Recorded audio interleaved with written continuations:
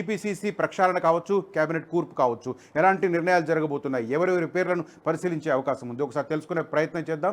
శ్రీశైలం మా ప్రతినిధి లైవ్లో అందుబాటులో ఉన్నారు. టీపీసీసీ ప్రక్షాళనకు సంబంధించి, అదే రకంగా కేబినెట్ కూర్పుకు సంబంధించి ఒకసారి చర్చిద్దాం. Srisailam, good morning. తెలిసిందే, ఏదైతే ఆ టీపీసీసీ కొత్త అధ్యక్షుడికి సంబంధించినటువంటి వేట మొదలైంది. ఇప్పటికే ఎవరికి సంబంధించిన వాళ్ళ లాబింగ్ మొదలు పెట్టిరు. సో మరోవైపు అటు మొన్న ఏదైతే లోక్సభ ఎన్నికల్లో గెలిచినటువంటి ఎంపీలందరూ కావచ్చు, ఇక ముఖ్యమంత్రి గారు ఢిల్లీకి ప్రయాణం చేస్తా ఉన్నారు. సో ఢిల్లీలో మల్లికార్జున ఖర్గే గారితో ప్రత్యేకంగా ఆ భోజనం సమావేశం ఏర్పాటు చేశారు. ఆ భోజన సమావేశ ఏర్పాటులోనే ఇక మంత్రివర్గ విస్తరణకు సంబంధించి కావచ్చు, పిసిసి కొత్త అధ్యక్షుడిగా ఎవరిని నియమించాలన్నటువంటి ఆలోచనలో ఇక పడ్డట్టు తెలుస్తా ఉంది. దానికి సంబంధించి అండ్ దాంతో పాటుగా నామినేటెడ్ పోస్టులకు సంబంధించినటువంటి డిస్కషన్ కూడా ఇక ఏఐసిసి అధ్యక్షుడు మల్లికార్జున ఖర్గేతో ఉండబోతున్నట్టు మనకు స్పష్టంగా తెలుస్తోంది. సో ఇప్పటికే చాలా మంది పేర్లు అయితే ప్రస్తావన వస్తా ఉంది. సో పిసిసి నూతన అధ్యక్షుడిగా ఆ బీసీలకి అవకాశం ఉండబోతున్నట్టు కూడా కొంత తెర మీదకి పేర్లు వస్తా ఉన్నాయి. ఇక బీసీ అంశాలతో పాటు అటు రెడ్డి సామాజిక వర్గము, అదేవిధంగా ఏదైతే మాలా సామాజిక వర్గాల నుంచి కూడా అవకాశము వచ్చినట్టు కనిపిస్తోంది. సో ప్రధానంగా అయితే ఇక ఏదైతే బీసీ సామాజిక వర్గానికి ఎక్కువ ప్రాధాన్యత ఉండబోతున్నది మనకు స్పష్టంగా తెలుస్తోంది. రైట్, ప్రధానంగా మనకు బీసీల వైపు నుంచి పొన్నం ప్రభాకర్, అదే రకంగా మధు యాజ్కి పేర్లు వినిపిస్తున్నాయి. వీటిలో పొన్నం ప్రభాకర్ మంత్రివర్గంలో ఉన్నారు. ఒకవేళ టీపీసీసీ ప్రెసిడెంట్గా ఎన్నికైతే ఆయన మంత్రి పదవి నుంచి తప్పుకునే అవకాశాలు ఉన్నాయా? అంటే చాలా వరకు అయితే మాత్రం మంత్రివర్గంలో ఉన్నటువంటి వ్యక్తులకు పిసిసి అధ్యక్ష పదవి వరించే అవకాశం అయితే చాలా తక్కువ కనిపిస్తుంది. ఎందుకంటే ఇప్పటికే అటు మధు యాజ్కి గౌడ్ మాజీ ఎంపీ, సో ఆయన ప్రచార కమిటీ చైర్మన్ గా వ్యవహరిస్తా ఉన్నారు. సో ఆయనకు వచ్చే అవకాశం ఉన్నట్టు కొంత వార్తలు వస్తా ఉన్నాయి. మరోవైపు వర్కింగ్ ప్రెసిడెంట్ గా ఉన్నటువంటి ఎమ్మెల్సీ మహేష్ కుమార్ గౌడ్ కూడా ఆ పిసిసి రేస్ లో ఉన్నట్టు తెలుస్తుంది. ఆయన కూడా బీసీ సామాజిక వర్గము, సో గౌడ సామాజిక వర్గము. సో ఇట్లా బీసీలకే అవకాశం ఉన్నట్టు తెలుస్తుంది. కానీ మంత్రిగా ఉన్నటువంటి పొన్నం ప్రభాకర్ కు అవకాశాలు తక్కువ కనబడుతున్నాయి. ఎందుకంటే ఆల్రెడీ ఒక ముఖ్యమైనటువంటి శాఖలో ఉన్నారు. ఆయన రవాణా శాఖ మంత్రిగా ఉన్నారు, బీసీ సంక్షేమ శాఖలో ఉన్నారు. కాబట్టి సో ఈ శాఖలు వెనుకబడే అవకాశం ఉంది. కొంత మేనేజ్ చేయడానికి ఇబ్బందికరమైనటువంటి వాతావరణం ఉంటుంది. కాబట్టి సో పిసిసి పదవి అనేది అందరికీ తెలిసిందే. రేవంత్ రెడ్డి గారు పిసిసి అధ్యక్ష పదవి నుంచే ముఖ్యమంత్రి రేస్ లోకి వెళ్ళారు, ముఖ్యమంత్రిగా ఆయన నియమితులయ్యారు. సో ఆ పిసిసి అనేది సో కాంగ్రెస్ పార్టీలో అత్యంత కీలకమైనటువంటి పదవి. ముఖ్యమంత్రి తర్వాత మరో ముఖ్యమంత్రి లాంటి పదవి పిసిసి పదవి అనేది. సో దాన్ని సమర్థవంతంగా నిర్వహించాలంటే దాని మీద కొంత సమయం కేటాయించాలి, పార్టీ క్యాడర్ కు అందుబాటులో ఉండాలి. సో పార్టీకి సంబంధించినటువంటి కార్యక్రమాలు కావచ్చు, ఇక పార్టీ డెవలప్మెంట్ కి సంబంధించినటువంటి అంశాలు, అన్ని రకాల అంశాలన్నీ కూడా పిసిసి అధ్యక్షుడి పరిధిలోనే ఉంటుంది. కాబట్టి సో పిసిసి అధ్యక్ష పదవి ఉన్నటువంటి వ్యక్తి క్లీన్ గా ఉండాలి. కానీ వేరే మంత్రి పదవి ఇతర పదవులు చేపడుతూ అధ్యక్షుడిగా ఉంటే కొంత బ్యాలెన్సింగ్ చేయలేకపోతారు అనేది కొంత నడుస్తున్నటువంటి చర్చ. శర్మ గారు, రైట్, ప్రధానంగా ఎస్సీ కోటాలో సంపత్ కుమార్ కూడా తన ప్రయత్నాలు ముమ్మరం చేశారు. గతంలో ఆయన ఏఐసిసి సెక్రటరీగా కూడా పనిచేశారు. ఆయనకి ఏ మేరకు ఉన్నాయి అవకాశాలు? ఎస్, మీరు అన్నట్టుగా ఆయనకు జాతీయ స్థాయి సంబంధాలు ఉన్నాయి. ఏఐసిసి సెక్రటరీగా పనిచేసినటువంటి వ్యక్తి మాజీ ఎమ్మెల్యే సంపత్ కుమార్ కూడా గతంలో నాగర్ కర్నూలు ఎంపీ అభ్యర్థిగా ఆయన బరిలోకి దిగాలన్నటువంటి ప్రయత్నాలు చేశారు. అయినప్పటికీ అక్కడికి టికెట్ లభించలేదు. సో మల్లు రవికి టికెట్ రావడం, ఆయన గెలుపొందడం అందరికీ తెలిసిన విషయమే. సో సంపత్ కూడా సమర్థవంతమైనటువంటి నాయకుడు పిసిసి అధ్యక్షుడిగా. ఎందుకంటే అనర్గళంగా హిందీ, ఇంగ్లీష్, తెలుగు మాట్లాడగలుగుతాడు. జాతీయ స్థాయిలో సంబంధాలు ఉన్నాయి. కాబట్టి సంపత్కు ఒకవేళ అవకాశం ఇస్తే ఎలా ఉంటుంది, పిసిసి అధ్యక్షుడిగా ఒకవేళ సరైనటువంటి పర్సన్ అయినటువంటి ఒక కోణంలో కూడా చర్చిస్తా ఉన్నారు. సో ఇప్పటికే కొంత పార్లమెంట్ ఎన్నికలు కావచ్చు, అసెంబ్లీ ఎన్నికల్లో మాదిగలకు సీట్ల విషయంలో కొంత ఒక రకమైనటువంటి చర్చ నడుస్తుంది కాంగ్రెస్ పార్టీలో. కాబట్టి సో ఈ కోణంలో కూడా ఇక కొంత వెనుకబడినటువంటి సామాజిక వర్గము, దళిత సామాజిక వర్గం కాబట్టి సంపత్ కు ఇచ్చే అవకాశం ఉంది. లేని పక్షాన ఇక మరోవైపు అద్దంకి దయాకర్ కూడా ఉన్నారు.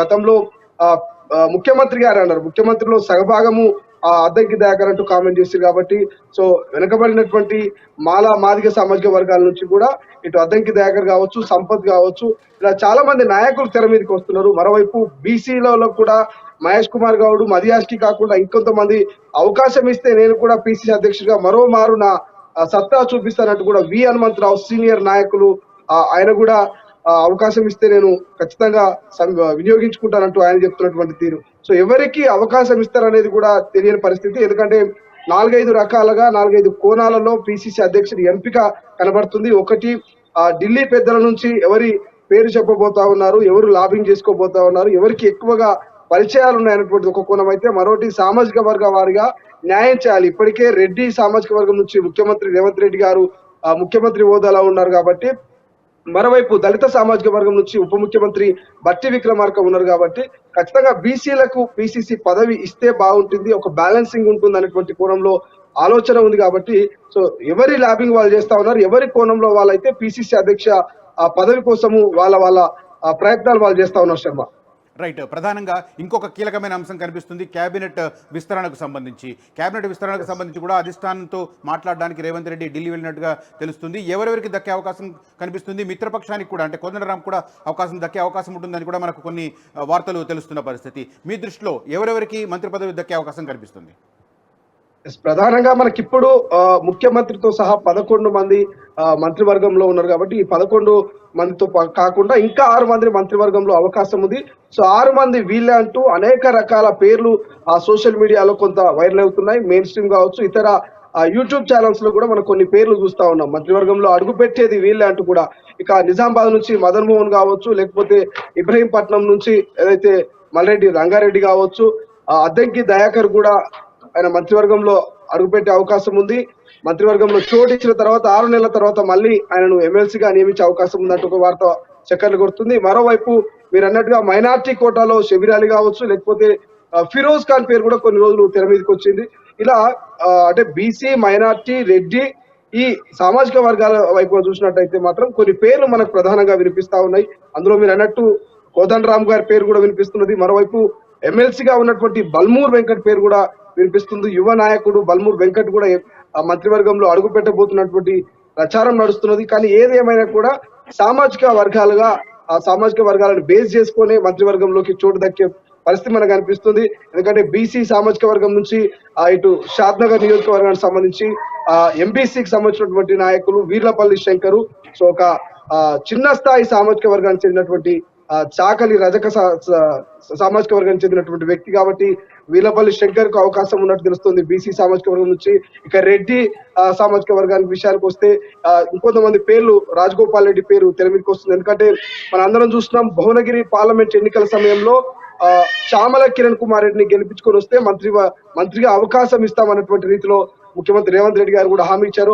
ఆ యొక్క సిచ్యువేషన్ మనం చూస్తున్నాం కాబట్టి, రెడ్డి సామాజిక వర్గానికి వస్తే ముఖ్యమంత్రి గారు చెప్పినటువంటి పరిస్థితులు అవన్నీ అవగాహనతో చూస్తా ఉంటే మాత్రం రాజగోపాల్ రెడ్డి మంత్రివర్గంలో అడుగుపెట్టే అవకాశం కనిపిస్తుంది.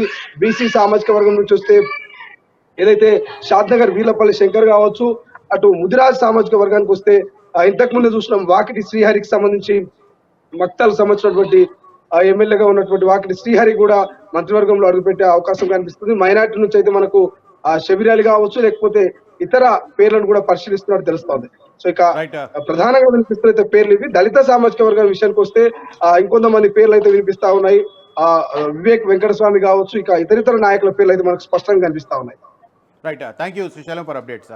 ఓవరాల్గా చూస్తే తెలంగాణ రాష్ట్రంలో పెను మార్పులు సంభవించే దిశగా అడుగులు పడుతున్నట్టుగా తెలుస్తుంది. ఒకవైపు టీపీసీసీ అధ్యక్షుడి నియామకానికి సంబంధించిన వ్యవహారం రగులుతుంది. ప్రధానంగా చెప్పాలంటే మనకు రాష్ట్ర ప్రభుత్వంలో సీఎంగా రెడ్డి సామాజిక వర్గానికి సంబంధించి అగ్రవర్ణానికి సంబంధించిన వ్యక్తి ఉన్నారు. అదే సమయంలో డిప్యూటీ సీఎంగా ఎస్సీ సామాజిక వర్గానికి సంబంధించిన బట్టి విక్రమార్క ఉన్నారు. ఈ నేపథ్యంలో టీపీసీసీ అధ్యక్ష పదవి ఖచ్చితంగా బీసీలకే దక్కుతుంది అన్న మాట ఎక్కువ గట్టిగా వినిపిస్తున్న పరిస్థితి. అయితే ఆ బీసీల్లో ఉన్న పేర్లు కూడా మనకు ప్రధానంగా ముగ్గురు గౌడ సామాజిక వర్గానికి సంబంధించిన వ్యక్తుల పేర్లే తెలుస్తున్నాయి. మధు యాష్కి, అదే రకంగా మహేష్ కుమార్ గౌడ్, అదే రకంగా పొన్నం ప్రభాకర్ గౌడ్, వీళ్ళ పేర్లు వినిపిస్తున్నాయి. ఇక ఎస్సీల కనుక మరో పదవి ఇచ్చే అవకాశం ఉంటే అప్పుడు సంపత్ కుమార్ పేరు కూడా పరిశీలించే అవకాశం కనిపిస్తుంది. ఇక క్యాబినెట్ కూర్పుకు సంబంధించి మాత్రం చాలా ఆసక్తికరంగా డెవలప్మెంట్స్ కనిపిస్తున్నాయి. మొత్తం మీద పాత ఉమ్మడి జిల్లాల అన్నింటికీ ప్రాతినిధ్యం కల్పించే రకంగా క్యాబినెట్ విస్తరణ ఉంటుందని, అదే సమయంలో సామాజిక వర్గాలకు సంబంధించిన ఆ ప్రాతినిధ్యాన్ని కూడా ఒక సమతూకం పాటించే రకంగా చర్యలు ఉంటాయని చెప్పి తెలుస్తుంది. మొత్తం మీద సీఎం రేవంత్ రెడ్డి ఢిల్లీ పర్యటన తర్వాత దీనికి సంబంధించి ఒక క్లారిటీ వచ్చే అవకాశం కనిపిస్తోంది. అసలైన తొలి వెలుగు. ఫాలో వాట్సాప్ @తొలి వెలుగు అఫీషియల్.